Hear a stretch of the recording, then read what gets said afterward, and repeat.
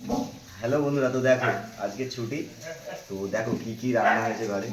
এটা এটা কি বলে দাও? তুমি বলো না। বলো না। ওটা মাছের ডিম দিয়ে কুমড়ো পুঁই শাক দিয়ে চচ্চড়ি হয়েছে। আর এটা হচ্ছে এঁচোড় চিংড়ি। হুম। আচ্ছা, এটা বোঝাই যাচ্ছে। আর এটা হচ্ছে বলে দাও। ওটা হচ্ছে চুনো মাছ দিয়ে পালং শাক আলু দিয়ে বেগুন দিয়ে চচ্চড়ি। আর এটা হচ্ছে শোল মাছ। ফুলকপি আলু দিয়ে আলু দিয়ে। আর এটা হচ্ছে ট্যাংরা মাছ। ঠিক আছে, দেখো কত আর রেসিপি। এটা কি? এটা কি করেছো তুমি এটা? এটা হচ্ছে গাজর, তেঁতুল, দিয়ে পেঁয়াজ দিয়ে লঙ্কা দিয়ে একটা স্যালাড মতন বানিয়েছি। লঙ্কা মঙ্কা দিয়ে বিশাল লাগে এটা খেতে, তেঁতুল ফেতুল দিয়ে।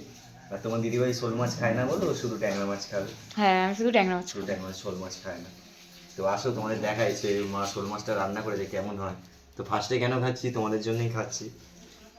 দেখি কিরকম টেস্ট হয়।